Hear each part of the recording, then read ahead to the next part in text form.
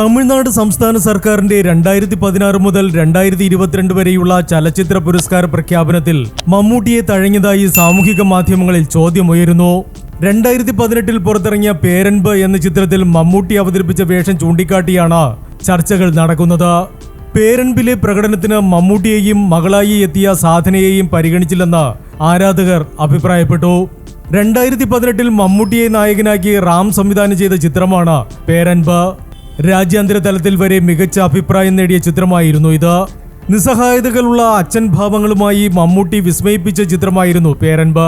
Spastic paralysis എന്ന അവസ്ഥ ബാധിച്ച മകളുടെയും അവളെ വളർത്തുന്ന അച്ഛന്റെയും കഥ പറഞ്ഞ ചിത്രത്തിൽ അമുതൻ എന്ന അച്ഛനായാണ് മമ്മൂട്ടി എത്തിയത്. അസാധ്യ പ്രകടനം കാഴ്ചവെച്ച മമ്മൂട്ടിയെ തഴഞ്ഞെന്ന് ചൂണ്ടിക്കാട്ടിയാണ് തമിഴ്നാട് സർക്കാരിന് നേരെ ആരാധകർ പ്രതികരിക്കുന്നത്. ചിത്രത്തിൽ മമ്മൂട്ടിയുടെ പ്രകടനത്തെക്കുറിച്ച് പ്രശംസിക്കുന്നവരിൽ ഭൂരിഭാഗവും തമിഴ്നാട്ടുകാരാണെന്നതും ശ്രദ്ധേയമാണ്.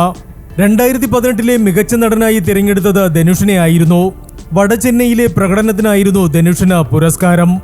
ധനുഷിനേക്കാൾ പുരസ്കാരത്തിന് യോഗ്യൻ മമ്മൂട്ടിയാണെന്നും പേരമ്പിൽ മമ്മൂട്ടിയുടെ മകളായെത്തിയ സാധന മികച്ച പ്രകടനം കാഴ്ചവെച്ചിട്ടും പുരസ്കാരത്തിന് പരിഗണിച്ചില്ലെന്നും സമൂഹ മാധ്യമങ്ങളിൽ ആരാധകർ വിമർശിക്കുന്നു. മികച്ച ചിത്രമായിട്ടും പേരൻപിന് ഒരു പുരസ്കാരവും നൽകിയില്ലെന്നും വിമർശനമുയരുന്നുണ്ട്.